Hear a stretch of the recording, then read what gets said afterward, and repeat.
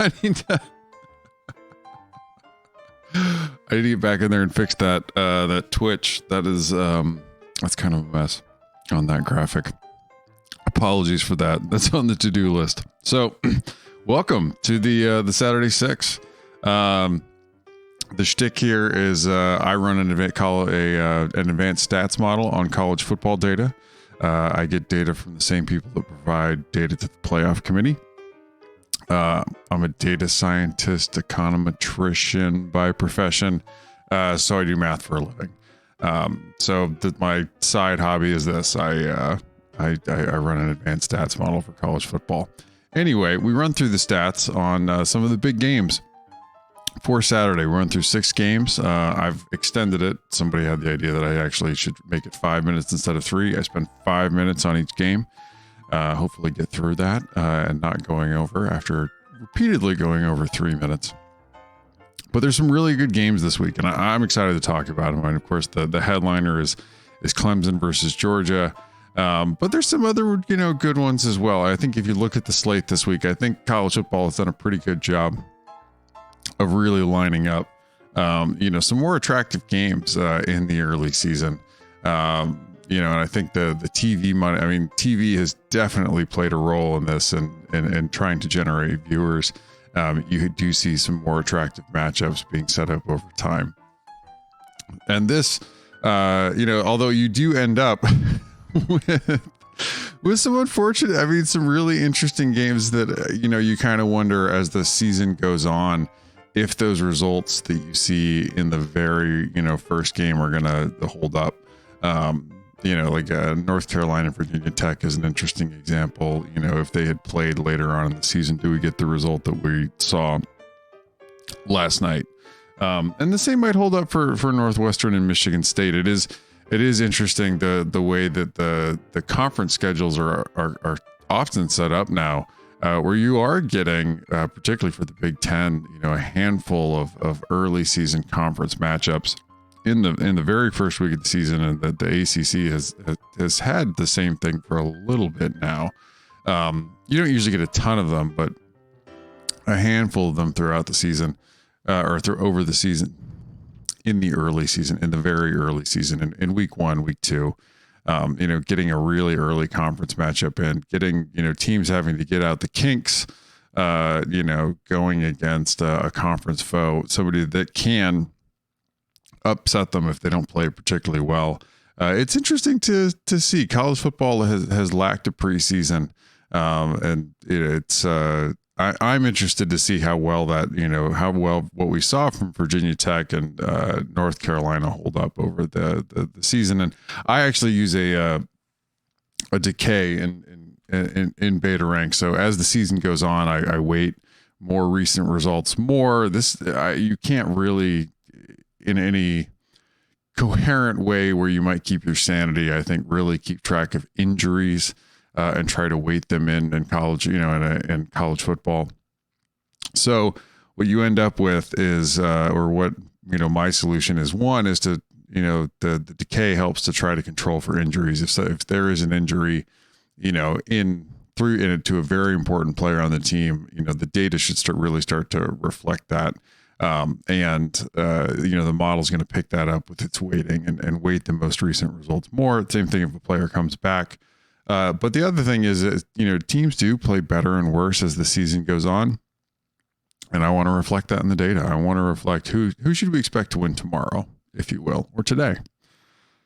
All right. That's enough rambling about the model. I am really excited about the games. I would, just the one result that I sort of woke up and had some coffee to this morning was that Colorado State, South Dakota State result. Like, keep an eye on the Jackrabbits. Like, they put a whooping on Colorado State, averaging over 8 yards of play. I'm certainly going to be keeping an eye on where Colorado State shakes out once we get out of the preseason waiting. Where do they shake out in the modeling? Because that'll give us an interesting idea. I think that South Dakota State team is very much for real. They played for the FCS title last year. Anywho, let's jump in and do some games. There's, like I said, like we've alluded to, there's some really good games this week. And this is sort of like the advanced stats, highly condensed version of my version of like a college game day without like the stories that make you cry. just some advanced stats analysis.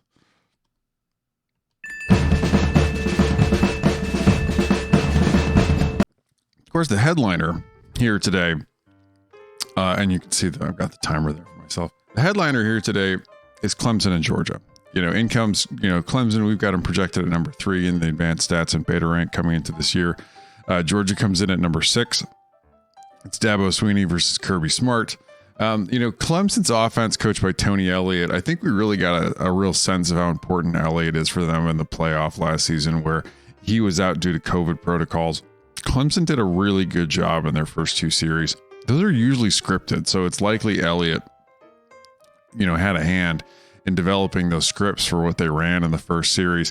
After that, Clemson really got off track, and Elliott as a play caller, I think, is critical for this Clemson team. Having him back with Ucla in his first real, time as the full-time starter, though we did get to see him a bit last year, of course, in his action when Lawrence was out. But having Elliott's back is a big thing for this offense. Georgia's defense, led by Dan Lanning, they were really good last season. A little bit. They certainly have something to pick up on it. But to jump in the advanced stats, I think for Clemson's offense over the last couple of years, Clemson's been really good. It's mostly been Brent Venables and that defense that has kept them, in the conversation amongst the very best teams in college football. Most of the other very best teams in college football are more offense driven, and I jokingly or somewhat seriously refer to this as the era of big offense in college football. Clemson's offense last season, they were good, top 10, but nowhere near, say, where Alabama is or anything like that last year. Their drive efficiency number, they really need to pick this one up. They struggled a little bit to put together long drives and cash them in for points. They were a decently explosive team. All the stats you see here are controlling for opponent and field position. Decent play efficiency number. That's the least important of the core 4 beta rank metrics, but the yards per play, controlling for opponent and field position was pretty good. Negative drive, certainly a little work to do there as well. Too many 3-and-outs, too many turnovers. Big run pass split last year. They struggled a little bit in getting their off, with the offensive line and the run block. Far better throwing the football around last year. And Travis Etienne, I think you could argue like really, earned his scholarship. You can't say earned his dollars from Clemson, of course, because they don't pay the players, unfortunately. Anyway, the 65 and effective rush, like that's something to keep an eye on here, because I do think Clemson, you don't, in college football, you don't have, there's like this idea that you need to be balanced is nonsensical, but I think Clemson does want to run the football, better than they did last year. Georgia's defense, number 5 last season, 68 in drive efficiency. You could put together some long drives against this Georgia defense. That's not a great number. I'm interested to see whether they're able to really improve on some of what we saw last year from them, but excellent at containing explosive drives, number 2 there. This is a number that they really could hang their hat on. Number 11 in play efficiency. And these are all last year's numbers. We don't have any, this kind of level of data yet on any of these teams, of course, or projections on it. The projections are on the overall numbers. Negative drives caused a lot of 3-and-outs, a lot of turnovers, 7 in effective rush, 17 in effective pass. Certainly something to clean up in the passing game versus the run. Other side of the football, you've got Todd Monken as your offensive coordinator for the Bulldogs. Brent Venables, who for my money is the best defensive coordinator in all of college football, is your defensive coordinator for Clemson. I'm really interested to see. We got a small sample with JT Daniels running this Georgia offense. It looked pretty good. It looked very different than some of the Georgia offenses we've seen in the past. It gives you a lot of hope if you're a Georgia fan, I think, what this year might look like. But they need to put together their drive efficiency number really stunk last year, 98 in drive efficiency, not able to put together long drives to be able to put up points. 12 in explosive drives. This is where they were much better at putting up big plays. Negative drives, 16. That's a decent number. But they want to improve both play efficiency and negative drives, getting a better yards per play. Not fewer turnovers, fewer 3-and-outs, and really need to improve both on the run and the pass. If you want to contend for a national title, you got to have a top 5 offense these days. And on defense for Clemson, I think they have a potentially have an excellent defense this year. Number that really stands out to me is number 1 in negative drives, forcing 3 and outs and turnovers. Drive efficiency needs to be cleaned up. Not so many long drives to give up points. Their pass defense wasn't as good last year as their run defense. Number 3 in effective rush, 29 in effective pass. I'll be interested to see if George is able to test them in the passing game coming into this year. Beta rank, I forgot to put this in my notes because I'm a doofus. Beta rank has this as Clemson with a 72% win probability and about almost a 7-point favorite here over the Bulldogs coming into this game.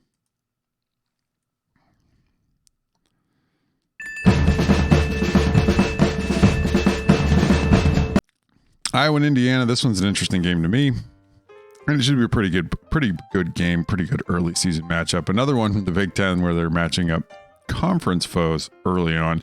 And it's not a bad strategy to get some extra TV money because other conferences aren't doing it. Although I don't think they're getting extra TV money from Fox for it, and this is on the Big Ten network, so maybe you can get some extra commercial money out of it. Anyway, you've got the Iowa's coached by Kirk Ferentz. Indiana's coached by Tom Allen. The Iowa offense coached by Brian Ferentz isn't very good. Hasn't been good for years. They really need to make a change at OC. They won't. It's a nepotism hire. No other Power 5 team is hiring Brian Ferentz to be their offensive coordinator, but his dad did. They're at 47 in drive efficiency. That's not a great number. They need to, be able to, put it together to put together long drives to put up points. 61 in explosive drives. Not a great number again. You should be grading out Power 5 teams on a 1 to 65 scale. All these numbers are shading towards the bottom of that. Play efficiency 44, negative drives 58, too many 3 and outs, too many turnovers. Better running the ball than they are throwing the ball. Iowa's got consistently has a really good offensive line. I think it says something about where they are in scheme and play calling and development of skill position players, that when you take that, highly graded offensive line where you're, pretty regularly generating NFL draft picks and you're generating offensive numbers like this, like that takes some doing. Indiana, the defense last year took a really big step forward. Of course, their defensive coordinator now has a new job as the head coach of South Alabama. So now they've got a new DC stepping in. Indiana's defense hadn't been. I'm interested to see for a lot of these teams that had a big year last year compared to what their numbers had been on one side of the ball or the other, what they look like in some non-weird. 2020 had some weird data in a little, so and some more regular college football data. But 26 in drive efficiency for them. Their new defensive coordinator actually came from Georgia. He was their DB coach, Charlton Warren. 26 in drive efficiency. That's a decent-ish number. Something they could certainly work on, though, giving up fewer long drives for points. Containing explosive drives, they were decent at 25. Play efficiency was their best number. They were able to control their opponent's yards per play. Negative drives at 29.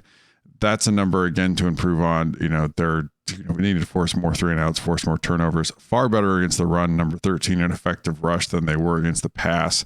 I think this defense has a shot to be pretty good this season again and hold these numbers up. I would keep an eye on where this defense is. If in versus Iowa, it's really going to be like they should be able to contain this Iowa Hawkeyes offense. If they don't, that's probably a bad sign for them going forward on how these numbers are going to hold up. Other side of the football, man, Indiana regressed last year offensively. They had been pretty good, and the engine of Windiana and what had been like the renaissance of Indiana football has been on the offensive side. Kalen DeBoer, their offensive coordinator, is the head coach at former offensive coordinator, is the head coach at Fresno State. Nick Sheridan, the former Michigan quarterback, is their new OC last season. It didn't really work out well. Number 48 in drive efficiency. They need to be able to put together long drives to put up points. 102 in explosive drives. That's not a great number. Really struggled putting together big plays. Negative drives, 72 overall. That number really kind of stinks too. Just too many 3 and outs, too many turnovers. Huge run pass split here. 36 in effective pass, 103 in effective rush. I mean, that kind of split, you're starting to look at teams that are, that's not quite like a Washington, like our, Mississippi State type split that you're going to see with Mike Leach, but you're getting there, right? I mean, and Indiana doesn't have that kind of a play calling split. Like Mike Leach does that because he barely ever calls run plays. Indiana did that because they just weren't good at running the football last year. This Iowa defense, though, you got to tip your hat. Phil Parker's one of the best in the business at his job, defensive coordinator for the Hawkeyes. Put together another top 10 unit last year. They did struggle a bit. They did give up some long drives to be able to put up points, but very good at containing explosive drives. Number 10 there. Contain the opponent's play efficiency, their yards per play. Negative drives, 11, forced a lot of 3-and-outs, a lot of turnovers. 11 in effective rush, 13 in effective pass. I fully expect Iowa to have an excellent defense again. This is going to give us a really good idea of where Indiana's offense is coming into this year. And if they do bounce back, I think Sheridan really does need to put it together this season. I don't think that Allen's going to be able to give him a really long rope to learn on the job. And again, I didn't put it in my notes, so let me look it up. We've got Iowa at home with a 65% win probability and 4 points, 4.22 points favored.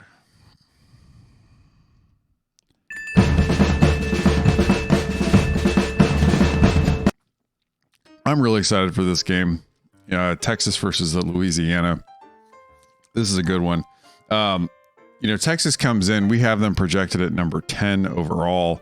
They actually weren't. I mean, they weren't great, and I think the expectation for Texas, with the recruiting hotbed that they sit in, with the amount of money that the athletic department has, which is unbelievable, and their investment in football, and the tradition and fan support, they have a reasonable expectation that you will be great, and Tom Herman was merely very good. So our projection for Texas, despite the fact that they just fired their coach, isn't that bad because Texas wasn't that bad. I mean, they weren't great, and the job is to be great, so you lose the job. But I think if you look at the 2 units last year, they weren't terrible. And so I think what the projection is interesting for Texas. There's certainly some upside for this Texas team because Sarkisian, even though Texas didn't have bad play callers last season. Sarkisian and Kwiatkowski are absolutely upgrades. So this Texas team should be one to keep an eye on. Louisiana is a team to keep an eye on too. Billy Napier comes in as your head coach there. This is going to be fun. Louisiana is not going to be able to. You just can't expect them to have the kind of luck that they had last year at Iowa State. Just incredible special teams luck in that game, and the turnovers from the Cyclones, that kind of thing. You just don't expect all of that to happen in one game again for one team. So they're going to have to beat the Longhorns more straight up than they were able to do with the Cyclones last season.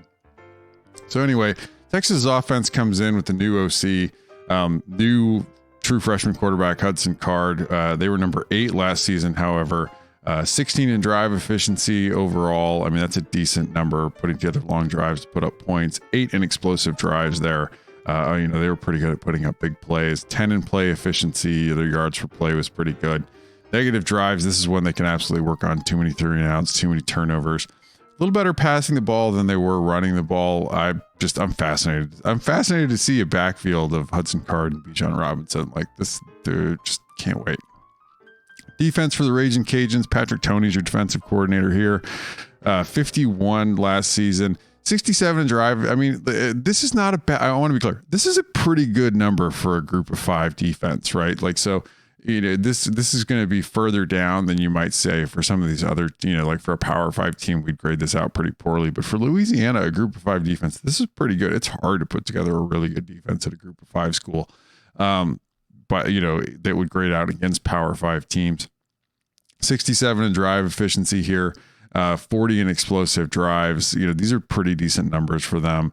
The explosive drives number in particular, containing big plays. Negative drives, they force some 3-and-outs, force some turnovers. They're better against the pass than they were against the run. This is going to be a real test for them. Texas is going to have better athletes. Sarkisian's one of the best in the game at calling plays.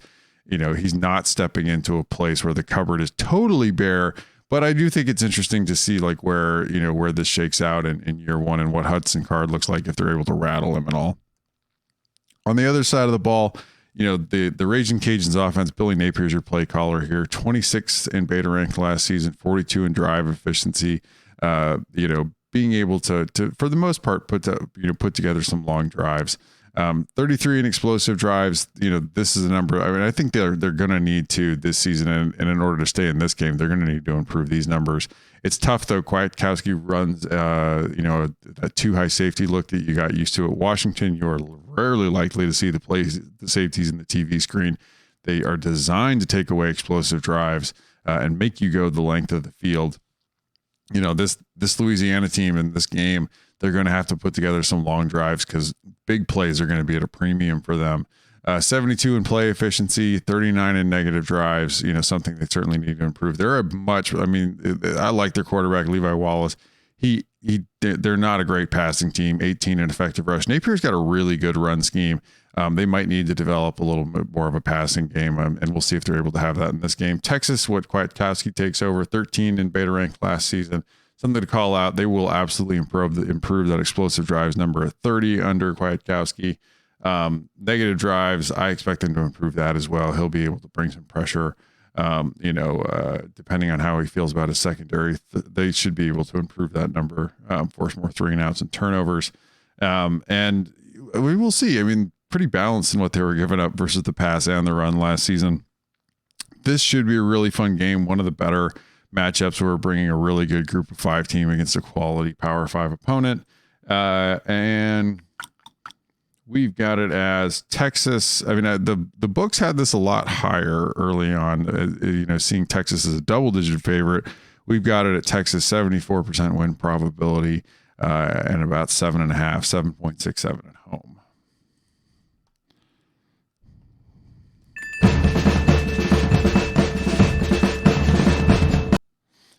Here we go.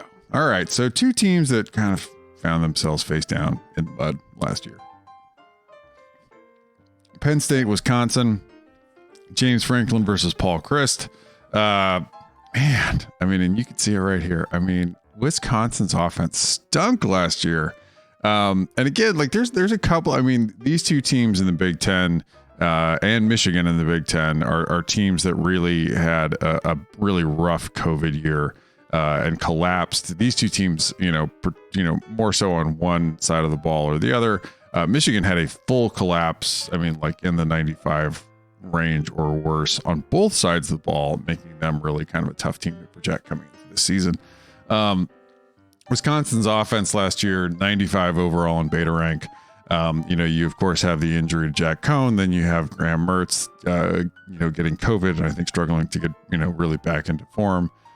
This offense stunk though. 95. I expect them to be a lot better than this. Paul Christ is back calling plays here.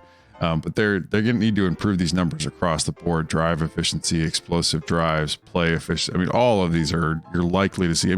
Wisconsin's not likely to put up the era of big offense type numbers in the range that you might see in Oklahoma or 2019 LSU or 2019 Ohio State or 2020 Alabama put up. But it's possible to put together a top 10 offense, in Madison. Their rush number in particular is something they're going to have to work on, and I expect them to really clean up. 90 in effective pass. Mertz needs to pick that up. Wisconsin's not going to suddenly become, Oklahoma throwing the ball around, but they got to get better than that.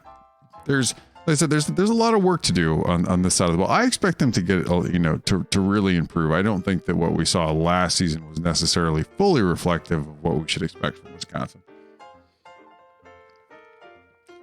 But like I said, we'll see, right? Like we need to see how much of a bounce back they really have, with a less weird year. And the Big Ten did have a weird year in the data. Penn State comes in. Their defense was 45 last season. Brent Pry's your defensive coordinator here. 79 in drive efficiency there, 44 in explosive drives, 16. Their best number here is for a unit that has been pretty good most of the other years, top 10-ish. This is a really bad number that they had last year. The opt-outs, I think, really hurt Penn State. Negative drives 38. They need to force more 3-and-outs, force more turnovers. They really struggled against the run and their run fit last year. 55 in effective rush, 28 in effective pass.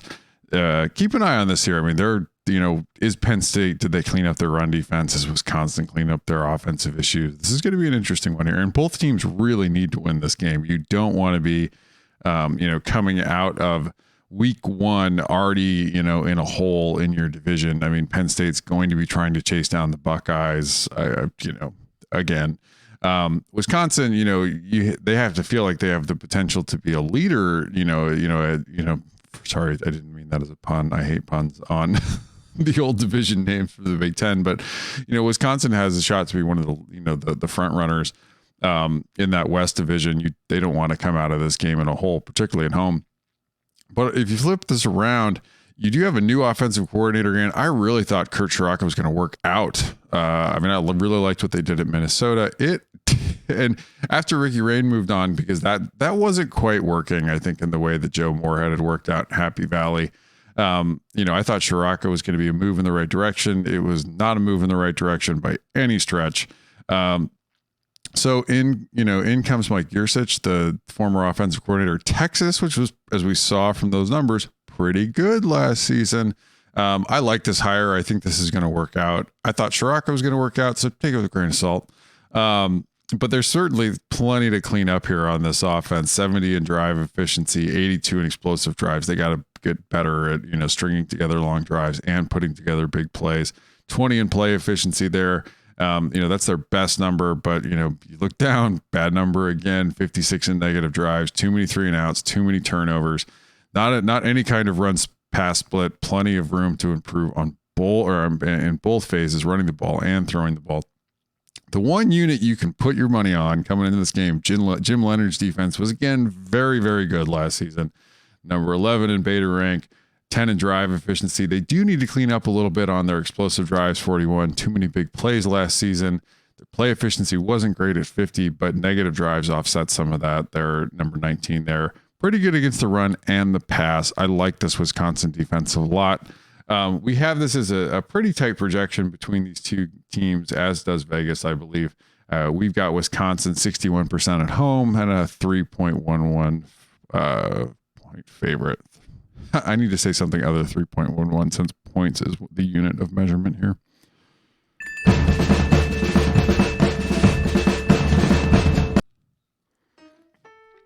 I gotta admit, this is like a headline highlight game of the day, and I think a lot of people are really excited about Miami. Like, we don't have this projected as a terribly close game, but it's Bama's retooling. All right, so let's dive in a little bit. It's Nick Saban versus Manny Diaz. Nick Saban's replacing his offensive coordinator. Of course, Sarkisian's off to be the head coach at Texas. In steps Bill O'Brien. Anytime, and I say this, anytime you have a new offensive coordinator, mileage is going to vary a little bit. Offensive or defensive coordinator, mileage is going to vary a little bit.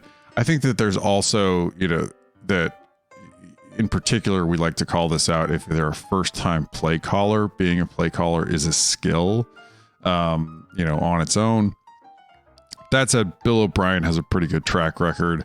It's just he's taking over, one of the units that's, in the last 2 years, 2019 included, has put together some just stellar offensive numbers.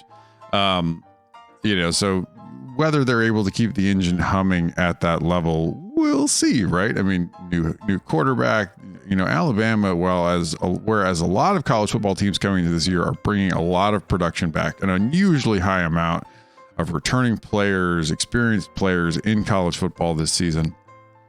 Alabama, is retooling, and Nick Saban, if there is his superpower, I like to say, is hiring. He's made another what should be a very good hire in Bill O'Brien.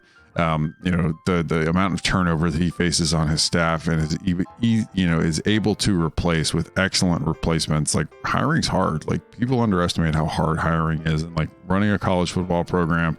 Your job, like any CEO, is setting team culture and making hires. And Saban's done a remarkable job at both. The offense last season for Alabama was, of course, unbelievable. Number one in beta rank, second only to 2020 LSU or 2019 LSU in offenses we've ever graded. 4 in drive efficiency, putting together long drives to put up points. They were great. Explosive drives, number 1. Play efficiency, number 1. Negative drives, number 1. I mean, just fantastic offense last year. Bit of a run pass split. They were fine with that. They were so good at throwing the ball, it didn't matter. Defensively, Miami was not great last season. So Miami has been improving.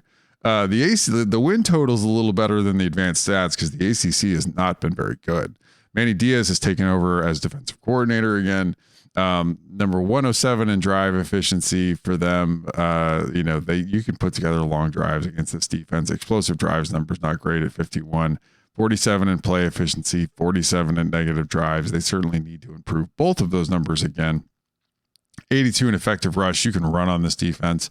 45 in effective pass. You can really probably throw the ball against them too. You flip it around. Miami's offense under Rhett Lashley with Derek King has improved for sure. 31's not great. That's middle of the Power 5 though. 49 in drive efficiency. Something to certainly clean up. 39 in explosive drives. They need to be able to put together more big plays last year, than they did last year. 37 in play efficiency, 32 in negative drives. They too many 3 and outs, too many turnovers. Not a great run pass split here in the sense of like their run numbers down really low at 53. They're not high enough to make up for that necessarily, and throwing the football around at 29. They're going to get a pretty stout challenge. I mean, Pete Golding's your defensive coordinator here. Alabama had a very good defense last year, number 3 in beta rank. Where they did struggle a little bit is you could put together long drives against this team, but they were number 1 in containing explosive drives. Number 4 in play efficiency. Number 8 in negative drives. They forced a lot of 3 and outs, a lot of turnovers. Really solid defensive unit last year. Number 4 in effective rush, number 7 in effective pass. I mean, of course, Alabama is going to, as we've talked about, Alabama, unlike a lot of teams, is replacing a lot of this production that they had last year. And really, I mean, this is true too. We know only so much. I mean, these are projections. Some of these are going to be spot on. The teams as we see what they develop into over the season. Some of them are going to be wildly off. I mean, and that's all right too. I mean, we get most of them right. The projection model gets most of the teams slotted in where they're going to finish out the year in beta rank pretty well. So here we basically say, like, I think a lot of people have Miami as a top 10 team. We think they're going to be good. We don't think they're going to be a top 10 team. We think Alabama, just like everybody else, will be really good. We've got Alabama as a 93% win probability and a 20-point favorite in this game.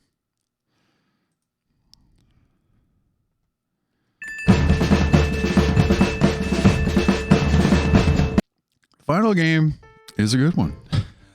So we got number 9 LSU at number 18 UCLA. Totally retooling LSU. I mean, a team that just had a horrendous run in 2019. For them, they get LSU has 2 new coordinators under Ed Orgeron. Chip Kelly's your head coach at UCLA. Of course, you've got to see UCLA play already. This data is not updated though. This is still 2020 data. I do not have enough. I mean, I updating a model, doing a model run on 4 games last week would have been bananas. So we didn't do that. So first model run on this year's data will be tomorrow morning. I usually have it done before 9 a.m. It takes like 20 minutes now. Thank goodness for coding. Anyway, LSU, they come in with a new offensive coordinator, Jake Peetz. He was the quarterback coach at Carolina, so does have some experience in trying to get that. They're trying to recapture some of that Joe Brady magic that they had going. LSU's offense, which had been number 1 in 2019, fell down all the way. I mean, they didn't fall so badly, all the way to number 19. Of course, Miles Brennan is injured coming to this year. That's a bummer. He was actually pretty good last year. But the offense, things to improve last year. Their drive efficiency wasn't bad. Number 19 overall. They could put together some long drives to put up points. 36 in explosive drives. That's where they really fell off from the prior year. They need to be able to be more explosive. 41 in play efficiency. That's a number they could improve their yards per play controlling their opponent. 21 in negative drives. Too many 3-and-outs, too many turnovers. I mean, they really fell off if you look here. I mean, they were a lot better running the ball than they were passing the ball. 52 in effective pass. That passing number is going to have to come up for LSU again. UCLA's defense, Jerry Azanaro is your defensive coordinator. Brian Norwood came in from Navy. And, I think also helped clean up some of what they were doing defensively. This is a really big improvement. They had been prior to last year, hovering somewhere down in the 80s defensively. I'm interested to see the Pac-12 had one of the weirdest years in the data last year. I'm interested to see whether UCLA's jump holds up. In one game's worth of data, it looked like the jump had mostly held up. Hawaii doesn't have an amazing offense, but if UCLA had been as bad as they had been in years past, Hawaii would have been able to put up more yards and points. Anyway, it looks like UCLA also has a fully 11 senior starters in this year where everyone's got experience. Nearly everyone has experience back. 46 in drive efficiency. They were better, at forcing, really finding ways to get off the field, not giving up long drives. 87 in explosive drives. This isn't a good number. They still need to clean this up, give up fewer big plays. The number that really stands out that they did well at, though, is 10 in negative drives. They were able to force more 3-and-outs, more turnovers, a lot better against the run than they were against the pass. They sent their stellar, and in particular, their A and B gap run defense. They sent their nose tackle off to the NFL. They were a really good interior rush defense team last season. I expect the pass defense is going to be better. They should get a test, though, against LSU. I think that they will likely improve here. LSU will throwing the ball around. Defensively, on the other side of the football, UCLA's offense, they weren't. Did I grab the right numbers here? I apologize. I'm going to do a quick double check that I did.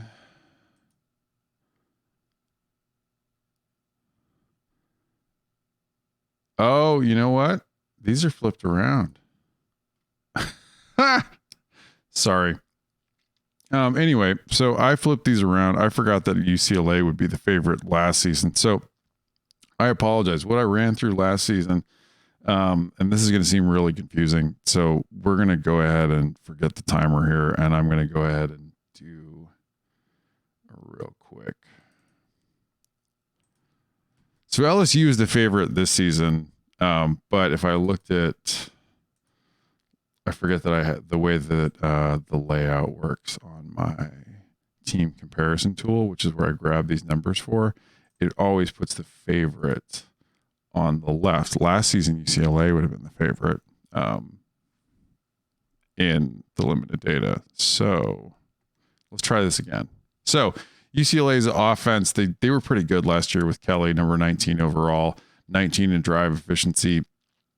They were a lot better, and this is worth calling out. They were a lot better running the ball. You saw this last week with Hawaii. UCLA has suddenly become a very effective team at running the football. They struggle in the past. They struggle with either Dorian Thompson-Robinson or any of the backups. If they do throw the ball, it's often to the tight end. I'm interested to see because LSU brings in a defense that was number 34 last year. They did give up some big plays with Bo Pelini. This defense really struggled. I do like them to improve with the new defensive coordinator, Durante Jones. But these got, if you look at and where this matchup is really interesting is this, last year LSU's defense was still really, really good against the run. Number 2 in effective rush, 115 in effective pass. This is, this is going to be strength on strength because as good as Chip Kelly has gotten this UCLA rush offense, they have absolutely not been up to snuff throwing the football around.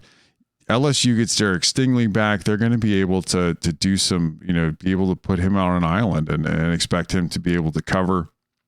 That's going to enable them to bring in more hats down into the box in the run game. UCLA is going to have to force LSU off of that. Unless they can just power over them in the run game.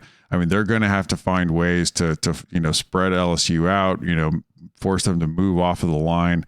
I'm interested to see whether Kelly's able to do that. Keep an eye on, of course, Stingley. Keep an eye on Dulcich, UCLA's tight end. They often look to target him in the passing game in this new offense that Chip Kelly's running. But the matchup here is, if LSU is able to, isolate UCLA's, skill position players and bring hats down into the run game, they should be able to slow down UCLA offensively. If you flip it around, LSU's offense, sorry, I had this, I apologize for having this mislabeled. They did really crater last season, 67 overall. Some of that's Brennan's injury. Some of that, is just the huge number of losses that they had off to the NFL. But 116 in drive efficiency, they fell off the map there. They need to be able to put together long drives to put up points. As we talked about, Jake Peets is your new OC here. Not a terribly explosive offense, 64. Too many negative drives, 49 overall. They really, really struggled running the football last season. 107 an effective rush, a little better throwing the ball, but they absolutely have their work cut out for them. I think the offensive line has to get better as well for them. UCLA's defense, we talked about it a little bit when I was talking about the wrong numbers, but 48 overall, that's a big improvement of where they had been. Still not a great Power 5 defense. 35 in drive efficiency, they did find ways to get off the field, not give up long drives. Explosive drives is going to have to get better, 42 overall. Their negative drives, not enough 3 and outs, not enough turnovers. 39 in effective rush, as we talked about. They did have a bit of a run-pass split last year, not as bad as LSU's defense. But that without they were much better on their interior run defense. They're going to have to continue to be there. I'm interested to see this matchup. They weren't great against the pass last year, but I think that they have improved from what we at least saw in the very small sample against Hawaii. LSU is going to be a test. LSU has athletes. What this LSU offense looks like is a bit of a mystery. This is going to be a really, really interesting matchup for two teams that I think for LSU, it's that they absolutely have the talent. UCLA, we've certainly seen the improvement in a small sample. Two teams that we expect to compete, for their conferences this year, if LSU can put it together. So this is a bit of it's a mystery in one hand because LSU was such a disaster and you have two new coordinators, both of whom don't have play calling experience. But for UCLA, it's, the improvement we saw, we want to see sustained and, the more regular data we're going to get this year for college football. Also keep an eye on, UCLA has had a proclivity to be undone by turnovers. Dorian Thompson-Robinson often has slippery fingers. They probably need to finish this game close to even or +1 on turnovers. But we have it projected really close. LSU is a 3-point favorite on the road, 3.11 points, 61% win probability here. I'm really excited for this game in particular. This is one of the better games on the docket today. So that's week 1. Thank you so much for tuning in. Apologize for the mislabeling on that. I won't be using 2020 data next week when I do this. So enjoy the games today. You can find me at BetaRankFB or at Sharp College Football. Let me know how you think it's going today. Some of these projections are going to be wildly off. There'll be some turnovers. Some teams will just be a lot better than we expected or a lot worse.